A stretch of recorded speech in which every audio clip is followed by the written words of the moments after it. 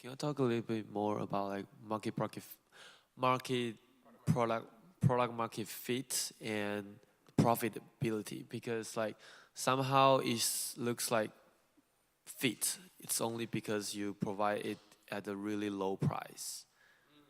Yeah, so I think the pricing is including, or profitability is including in your business model, which means the product, I think.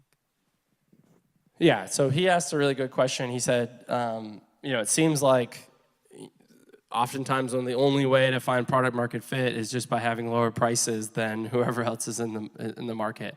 I've seen companies that have succeeded that way. I would say that I would be really worried if the only reason why you have product market fit is because you're charging lower prices. And the reason for that is that it's generally not defensible. Unless you have like some sort of very unique way or some sort of technology that you've completely pioneered that allows you to have essentially lower costs than any of your competitors, then that is not going to be. I guess if you can ask the question, if my competitors also lowered the price to my price, like, would I have product market fit? And if the answer to that is no, then you don't really have product market fit unless your competitors would go bankrupt by doing that, right?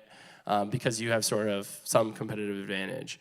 For the businesses that I've started, I definitely think there is ways to achieve that through cost.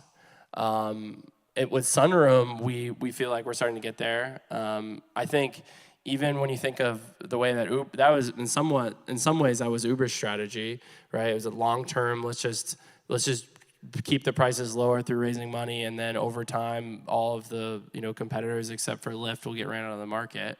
But even them, like when they first started, they had a very unique value prop that had nothing to do with pricing. In fact, they could have charged way more money, and they did with surge pricing, and that did way better. Which is essentially like, hey, you can hail a ride from a phone, and you don't have to call a taxi, and it's reliably shows up, and you can get a ride even when you can't get a taxi. So yeah, I would be really, really weary if that's your pitch, or if that's the reason why your product market fit is just by lowering the price below your competitors. Yeah. Another question would be, how much time would you have to see one side of the platform? Just for the platform seeding, like usually the finance tomorrow, or you like to so investors like you have first year, you're going to make X amount of money. Did you have like some sort of like a runway, 6 months, 8 months, just to get seeding right on the two sides of the platform so the infections happen? Like, can you tell me a bit about it? Yeah, so is the question like, how much time did we have? Is it seeding stuff like just to get the rooms or in a favors case, like all these funds on board? Yeah. You should have like a grace period where like 6 months we can just focus on like getting like. Yeah, so, I mean, I think as far as, how much time you have, well, it really depends on how much money you've raised and how much money you're burning, right? So, the only, some investors might lose patience with you if your company's not growing fast, but the only true reason why you don't have as much time is because you're going to run out of money. How do we tackle that issue? By not making sure our burn, you just got to control burn, right?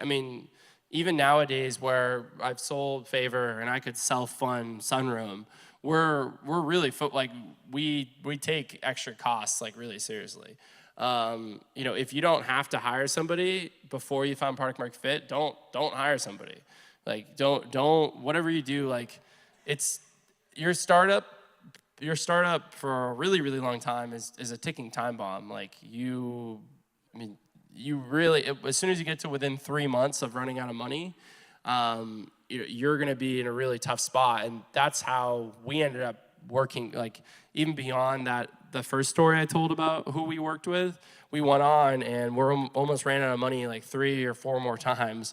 And each time you end up making compromises with who you work with or what your valuation is or whatever. And the more sort of compromises you make, you know, you're going to be in worse position to actually be the winner in your space. We never had a down round, no. I mean, we were growing like that. That's why I say what's so interesting about our story is like we were growing insanely fast. Like, but from all views of it, our metrics were good.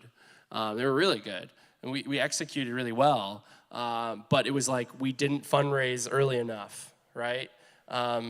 Really, like you need to be raising money when you don't need money. Like if you're out raising money when you need money, you're already like in a bad spot.